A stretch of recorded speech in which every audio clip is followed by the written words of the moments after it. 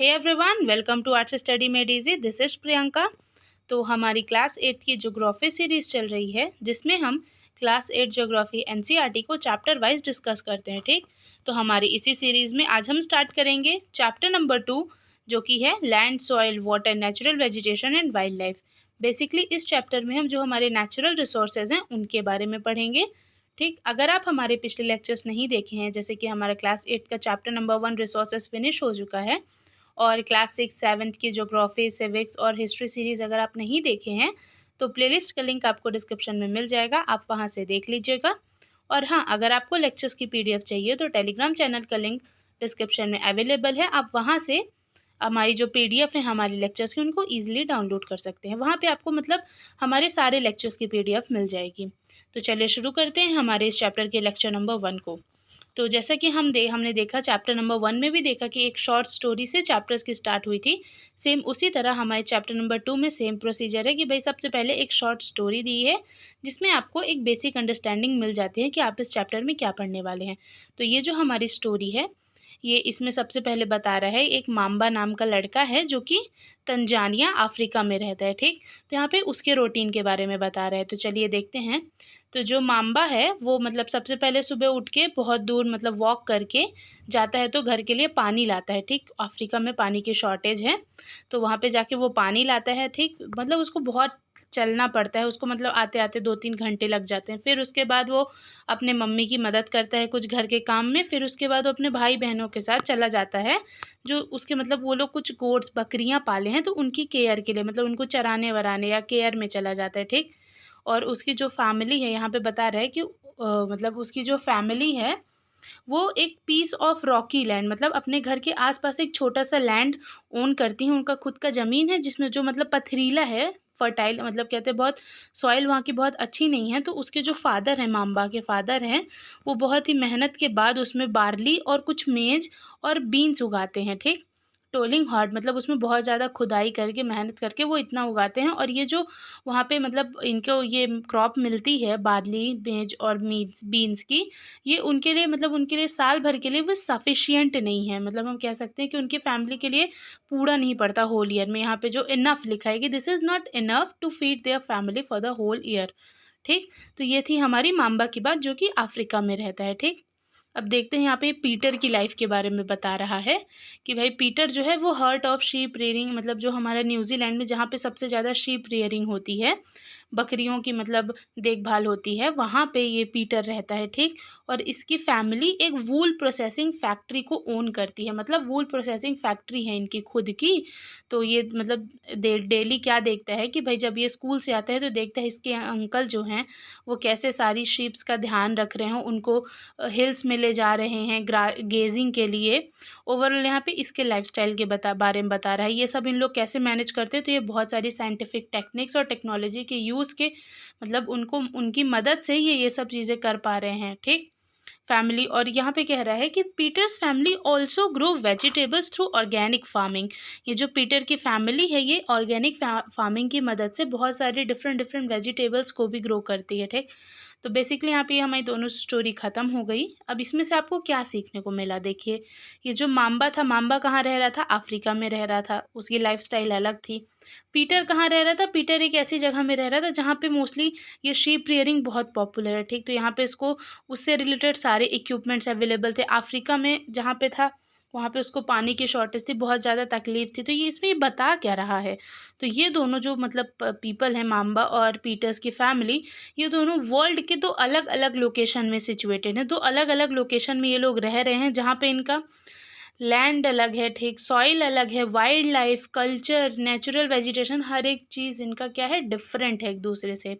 तो बेसिकली इस स्टोरी में आपको ये बताने की कोशिश कर रहा है कि हमारे लिए हमारी लोकेलिटी, हमारा लैंड, ये आसपास जो भी हमारे नेचुरल रिसोर्स हैं, वो हमारी ग्रोथ के लिए, हमारी लाइफ में, हमारे डेवलपमेंट में कितना ज़्यादा इम्पॉर्टेंट है। ठीक, अब यहाँ पे देखिए टेक्नोलॉजी की बात किया था, तो अफ्रीका में जहाँ पे वो लोग हैं वहाँ पे वो इतना ज़्यादा टेक्नोलॉजी नहीं जानते, इसलिए वो थोड़ा बहुत वेजिटेबल ग्रो कर पा रहे हैं। बट यहाँ पे जहाँ पे ये पीटर है, ठीक, ये बहुत ही ज़्यादा मतलब डेवलप्ड एरिया है, तो वहाँ पे ये लोग क्या कर रहे हैं, ये लोग पढ़े लिखे लोग हैं कह सकते हैं हम। तो ये लोग क्या कर रहे हैं, ये डिफरेंट डिफरेंट टेक्नोलॉजीज़ के यूज़ करके अपना प्रोडक्शन बढ़ा रहे हैं, अपनी इनकम को इंक्रीज़ कर रहे हैं। ठीक, तो देखिए, ये जो हमने 2 स्टोरी देखी, माम्पा की और पीटर की, मतलब उनकी लाइफ़ कैसे चल रही थी, उनकी लाइफ़स्टाइल कैसी थी, उसमें हमने बहुत सारे डिफरेंसेस देखे थे उनकी लाइफ़ में, ठीक? तो ये डिफरेंसेस क्यों थे? इसका रीज़न क्या था? तो ये डिफरेंसेस का रीज़न था कि भई वहाँ पे जो लोग, वो दोनों अलग-अलग लैंड्स में रह रहे थे, उनकी क्वालिटी में डिफरेंट था, सॉइल में डिफरेंस था, water, natural vegetation, animal and the usage of technology, overall इन सब में क्या था? डिफरेंस था, दोनों की अलग-अलग था। दोनों अलग तरीके से हर एक चीज़ को यूज़ कर रहे थे, या कह सकते हैं कि हर एक चीज़ अलग-अलग जगह पे अलग-अलग फॉर्म में अवेलेबल थी। The availability of such resources is the main reason places differ from each other. तो ये जो रिसोर्सेज अभी हमने देखे, जैसे कि हमारा land, soil, water, natural vegetation, animal and technology, तो इनकी अवेलेबिलिटी ही सबसे इम्पॉर्टेंट रीज़न होती है जो डिफ़र करती हैं, जिससे मतलब जो डिफरेंट डिफरेंट प्लेसेस हैं उनको हम डिफ़र कर सकते हैं, या वो आपस में डिफ़र करती हैं, ठीक? अब यहाँ पे ये डू यू नो करके एक फैक्ट दिया है, जिसमें कह रहा है कि 90% of the world population occupies only 30% of land area. The remaining 70% of land is either sparsely populated और अनहेबिटेड। तो इसमें कह रहा है कि हमारे वर्ल्ड की जो 90% पॉपुलेशन है, वो जो हमारा लैंड प्रेजेंट है हमारी अर्थ में, उसके 30% पार्ट में ही मतलब बसी हुई है। हम कह सकते हैं कि 90% पॉपुलेशन हमारे अर्थ के लैंड के 30% पार्ट में वो क्या है, बसी हुई है, ठीक?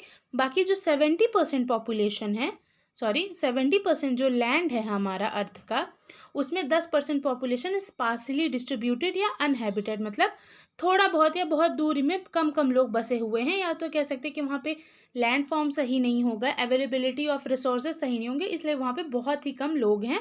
और अनहैबिटेड मतलब बहुत दूर दूर है वहाँ की, और कुछ जगह की मतलब कंडीशन भी रहने लायक नहीं है, जैसे हम अंटार्कटिका ले सकते हैं, तो वहाँ पे कंडीशन भी सूटेबल नहीं है रहने लायक। तो ओवरऑल ये बात हो रही है, ठीक? डू यू नो में बस ये बताया है। अब देखते हैं, चलिए, हमारे लैंड को, जो कि एक बहुत इंपॉर्टेंट नेचुरल रिसोर्स है। तो चलिए देखते हैं लैंड। तो land is among the most important natural resources. It cover only about 30% of the total area of the earth surface and all parts of this small percentage are not habitable. तो इसमें कह रहे हैं कि land जो है वो एक बहुत ही इंपॉर्टेंट नेचुरल रिसोर्स है हमारे लिए, और ये ओवरऑल हमारी अर्थ का 30% एरिया कवर करता है, ठीक? लैंड हमारा जो कि है, वो कितना कवर करता है? 30% एरिया हमारा कवर करता है अर्थ का, ठीक? पूरे अर्थ का पार्ट का एक मतलब अगर हम कहें तो ओवरऑल बहुत ही स्मॉल परसेंटेज है, ठीक? All parts of this small percentage are not habitable. इसमें कह रहे हैं कि जो ये हमारा 30% ऑफ लैंड है, इसमें भी इसका सारा हिस्से में लोग नहीं बसे हैं, ठीक? कुछ ही हिस्से में, जैसे अभी हम देखें कि 90% जो है वो 30% पार्ट में बसी हुई है, बाकी सब स्पार्सली डिस्ट्रीब्यूटेड हैं। तो बाकी जो मतलब ज़्यादातर पॉपुलेशन इसके उसी हिस्से में है जहाँ पे सारे रिसोर्सेज ईजिली अवेलेबल हैं हमारी मतलब हमारी नीड्स के हिसाब से। और कुछ हिस्से ऐसे भी हैं हमारे लैंड के, मतलब अर्थ में हमारे लैंड के कुछ हिस्से ऐसे भी हैं जहाँ पे लाइफ पॉसिबल ही नहीं है।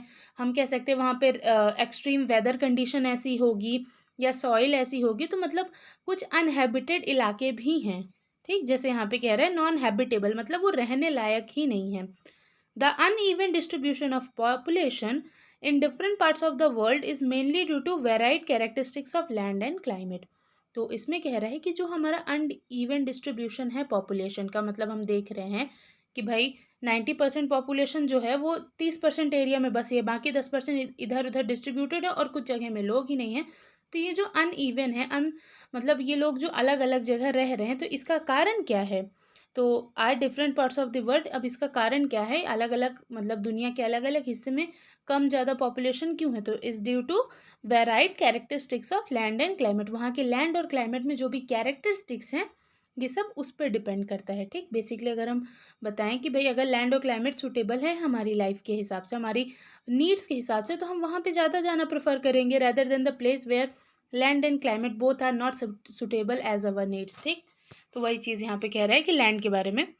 अब देखिए यहाँ पे कह रहा है कि the rust topography steep slopes of the mountain low lying area susceptible to water logging, desert areas, thick forested areas are normally sparsely populated और अनइनहैबिटेटेड, ठीक? तो इसमें बता रहा है कि किस तरह के लैंड में मतलब बहुत ही कम पॉपुलेशन है, या बहुत ही बिखरे हुए तरीके से लोग रह रहे हैं, मतलब थोड़ा थोड़ा में आप मान लीजिए 2-3 किलोमीटर के एरिया में एक घर दिख गया, देन ऐसे तो यहाँ पे बात करें दर्राज टोपोग्राफी मतलब ऊबड़ खाबड़ जहाँ पे लैंड है, ठीक, समतल नहीं है, ऊबड़ खाबड़ पहाड़ी हो गया। Then steep slopes of mountain, mountain की जो स्लोप्स हैं वहाँ पे, और जो मतलब स्लोप्स के नीचे जो एरिया है पहाड़ का वहाँ पे भी लोग कम ही हैं। अब यहाँ पे वाटर लॉगिंग कह रहे हैं, तो वाटर लॉगिंग मतलब कि जहाँ पे डूब जाए, जहाँ पे बाढ़ आ जाए। अब भाई पहाड़ के किनारे लोग अगर रहने लगेंगे तो पहाड़ से जो भी पानी गिरेगा वो तो एक तो पहाड़ से तो वहाँ पे जाएगा ही उस एरिया में, और बाकी वहाँ पे होगा तो वहाँ पे बाढ़ के चांसेस ज़्यादा हैं, तो वहाँ पे भी लोग बहुत कम रहते हैं। डेजर्ट एरिया में भी लोग कम रहते हैं क्योंकि वहाँ पे उनको फूड वाटर नहीं मिलेगा, सबसे इम्पोर्टेंट चीज़, और वहाँ पे पेड़ पौधे नहीं रहेंगे तो फूड भी नहीं मिलेगा, तो वहाँ पे भी लोग बहुत कम रहते हैं।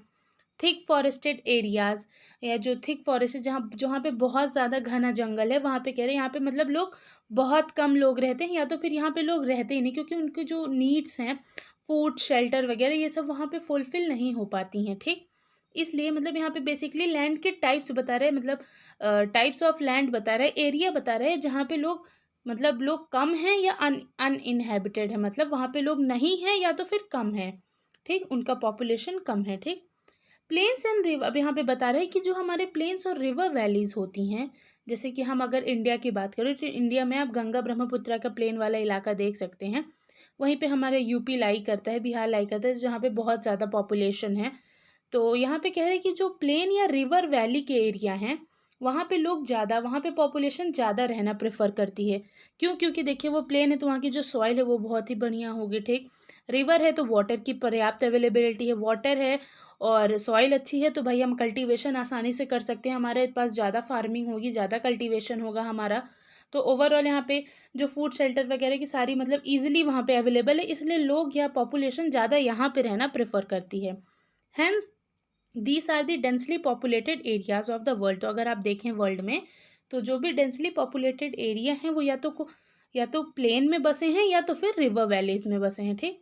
तो बेसिकली आज के लेक्चर में हमने पढ़ा लैंड के बारे में जो कि एक बहुत इंपॉर्टेंट नेचुरल रिसोर्स है। उससे पहले हमने दो स्टोरी देखी माम्पा और पीटर की, जो दोनों मतलब अलग अलग लैंड फॉर्म्स में रहते हैं, उनकी लाइफ्स में बहुत ज़्यादा डिफरेंस है, उनकी लाइफस्टाइल में बहुत ज़्यादा डिफरेंस है। क्यों है? वो उनकी मतलब जो वो एरिया में रहते हैं वहाँ पे उनका नेचुरल वेजिटेशन, सॉइल, क्लाइमेट, इन सब के कारण, ठीक। और टेक्नोलॉजी की यूज़, मतलब कौन कैसे किस तरह टेक्नोलॉजी का यूज़ कर रहा है, इसके कारण उनकी लाइफस्टाइल में बहुत ज़्यादा डिफरेंस है, ठीक। देन हमने देखा लैंड के बारे में जो कि इंपॉर्टेंट नेचुरल रिसोर्स है, हमने अभी डिस्कस किया। उसमें देखा कि भाई 30% जो हमारी लैंड है वो पूरा अर्थ में मतलब 30% एरिया हमारा लैंड का है, जिसमें से सिर्फ उस 30% के मतलब 70% एरिया में, मतलब 30% एरिया में हमारी 90% पॉपुलेशन रहती है, ठीक। ये भी हमने देखा, डू यू नो करके फैक्ट में था। तो ओवरऑल आज लैंड टॉपिक को फिनिश किया, इसके आगे हम नेक्स्ट लेक्चर में डिस्कस करेंगे। So thank you for watching and stay tuned with us.